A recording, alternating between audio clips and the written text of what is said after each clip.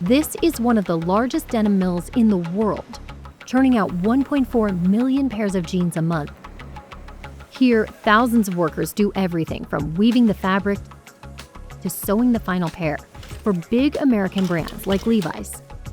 In fact, more than 90% of denim clothing worn in the US today is made abroad. But it wasn't always this way. In the early 1900s, the US produced over a third of the world's denim. And jeans were more than just clothing, they were a symbol of America itself.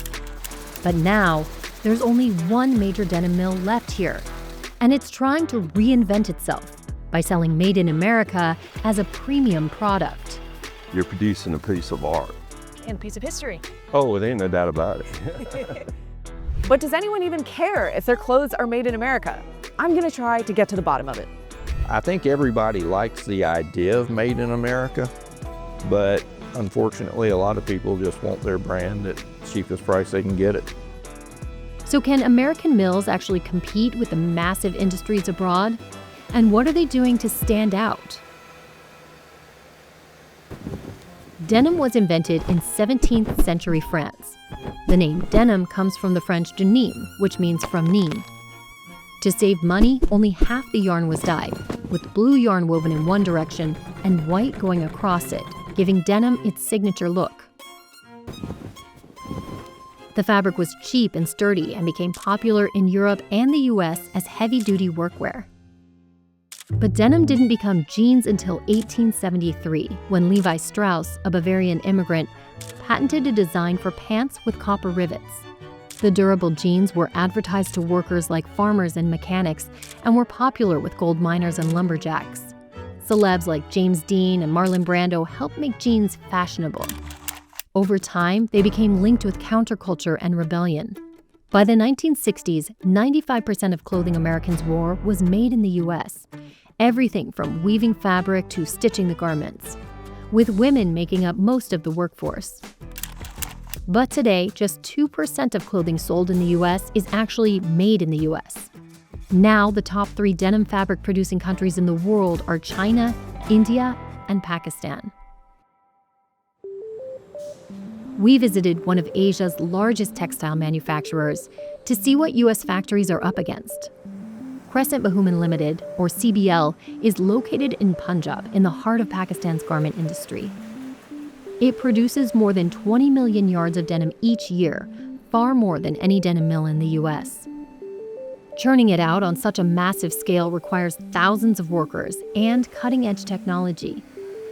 But what gives this factory a real edge is that it also turns this denim into jeans, something US mills rarely do these days.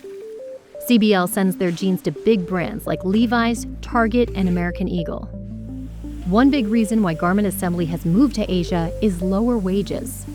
A textile factory worker in Pakistan, for example, earns an average of 35,000 rupees per month, or $127. That's 20 times less than the US. The industry in Asia is also notorious for poor working conditions. But CBL says it's trying to raise the bar, even beyond what some US companies offer, by providing on-campus housing, transportation, and vocational training for some of its 8,000 workers. We have a full training academy on ground. That means that whoever comes in, we train them so they remain employable for life, whether with us or without us. CBL जी बहुत अच्छी company है, तनख्वाह time पे मिल रही है, खाना अच्छा मिल रहा है और बेनिफिट भी ठीक है.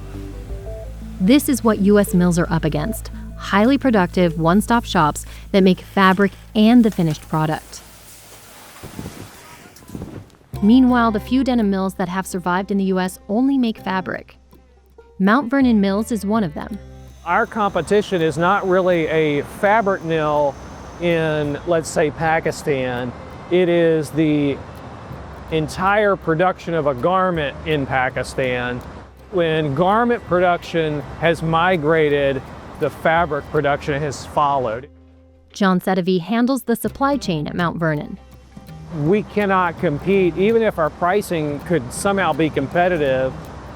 We're at a geographic disadvantage in terms of response time. So the 180-year-old mill is trying to shake things up starting with its dyeing process. Their plant in Georgia uses synthetic dye to color the yarn because natural indigo is harder to acquire in such large quantities. But the synthetic version is riskier for the environment. If it leaks or gets dumped, the dye can pollute local waterways. So Mount Vernon partners with the town to treat its waste runoff. And this gives the mill a leg up over textile factories in developing countries that are a major source of pollution. I've walked across mills in Asia where literally my shoes turn blue. I've seen a lot of blue rivers. The mill has also invested heavily in machinery so it can scale up, like these looms that weave the blue yarn. One person can operate up to 19 of them. You show them that you can run these machines and you can get extra machines. So the more machines you have, better money you make. The machines have gotten much faster too. They churn out fabric at more than triple the rate they did 30 years ago. And that's cut down on the need for more workers. We probably had close to 2,000 employees when I started working here. Now we've got maybe 600. But some experienced folks, like Lynn Ledbetter, have held on to their jobs because when machines mess up, she's there to fix those mistakes. She's an expert at tying a weaver's knot, something a worker might do 100 times a day, every time a thread breaks. And you barely just hold it together with your thumb and hold it with this thumb, and then you tie it. Okay, I'd love to try. Okay, here you go. Tuck that one under there. And I'll pull. Yeah, go ahead. I knew it was going to do that. It didn't work. Many of Lynn's family members have worked here too. It's a trend we saw across the mill. My brother was a supervisor. My sister's a smash hand. My mom was training instructor to weave. So if there was a death in the family, it was practically shutting the mill down, yeah. She even met her husband at this plant 26 years ago. Well, I tell everybody I'm the plant manager, but she's the boss. Yeah, that's what he says. But these days, it's hard for the U.S. textile industry to fill jobs.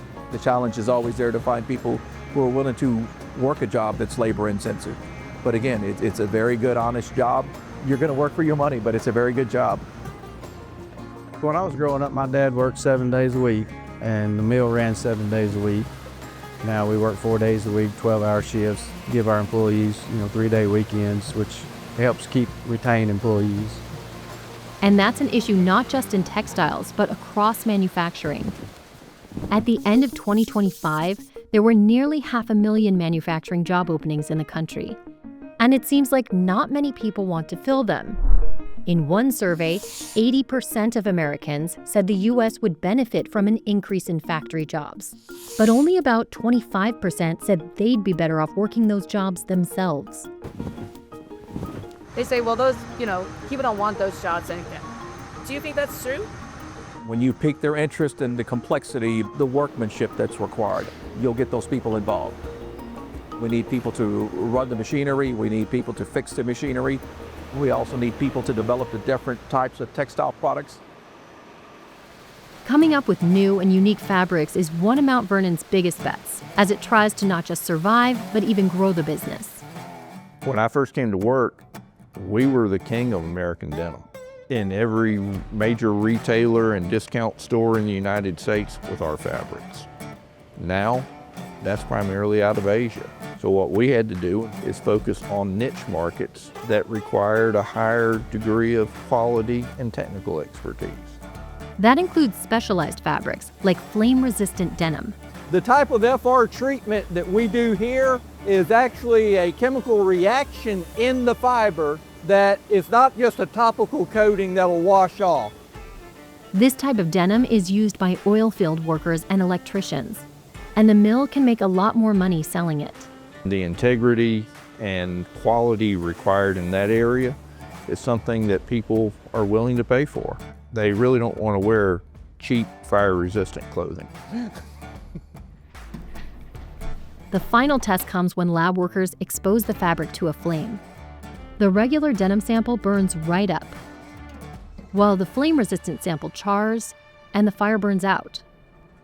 Along with going high-tech, the mill is racing to preserve low-tech, relying on vintage machines and techniques that give it a rare edge in a crowded market. This loom was cutting-edge technology when it was first invented in the mid-1900s. It was as big a revolution in our industry as the Model T was for automobiles. There's no question about it. Modern looms cut the crosswise threads after each pass, creating fringe at the edge. On these older looms, the crosswise thread is continuous. And you can see it doesn't have the fringes out to it. This unique look is called Selvedge denim. And if you get a realized selvage piece of denim, its price points are higher, the craftsmanship is there, and you're buying a piece of history. Garment makers will sew that edge into the side seam of jeans so that when cuffed, the selvage pokes out. This look has become a status symbol, a sign of luxury and craftsmanship. And people are willing to pay a pretty penny for it. That's actually a market now that some people are waiting 2 years just to get fabric. Levi's sells Selvedge 501 jeans at nearly double the price of its original version. And that high margin is why Mount Vernon decided to buy up these old looms from another historic mill that shut down. But they were in rough shape, and the team here is still working to get them up and running. One person described it as the world's worst IKEA project. So the company brought in experts. Hector Tabarras and Jose Lopez are both originally from Colombia. Each has about 50 years experience in textiles. But when he comes to the United States, he was already a loom fixer. I got lucky and I got trained in the United States. Fixing looms like this is nearly a lost art. We got our folks learning with them. They are willing to pass the knowledge, so we're very lucky on that also. Even with their expertise, it'll probably take a year before all these looms are turning out selvage denim. Meanwhile, Japan is already the leading producer of this look. And foreign factories are never far behind on what's trending. If we get what I call a hit product, I figure we have at the most a 2 to 3 year run on it before it's knocked off in Asia. But does anyone even care if their clothes are made in America? I'm here in Soho, an iconic shopping destination, and I'm gonna try to get to the bottom of it. When you shop for clothing, do you check the tags inside and see like what country it's made in? Sometimes I do. At some point I kind of stop and I only realize it when I actually kind of have it in my face. It's really hard to find US made clothing. If I am buying something made in the US, it means I'm in some way contributing to the growth of a business that's going to affect the economy. So I kind of would prefer if it's made here, but if it's not, I'm not going to be angry about it. I mean, if you're American, you want the people in America to have the jobs and the opportunities and so forth, and it should be Americans in that process if we can. Is it something that you would like pay a little extra for if you saw it on a tag? That it was made in the US or not really? That's where we get sketchy. I don't know. I don't think the American consumer would. I don't think they care enough, actually. Still, Mount Vernon Mills has managed to survive for almost 2 centuries, and the team hopes to continue this legacy right here in the American Southeast. Yes, it's hard work, but it's good, honest work. Anybody can make a career out of it, and it's really fun. To me, the Made in America tag on a product is a sign of dedication to the American worker. And no matter where you are, pride in your craft is a sentiment everyone can relate to. Made in Pakistan का tag हमें बहुत अच्छा feel होता है और इसके ऊपर हमें फख्र महसूस है. I've been in textile for 38 years. That's a lot of time. Ain't it though? Goodness.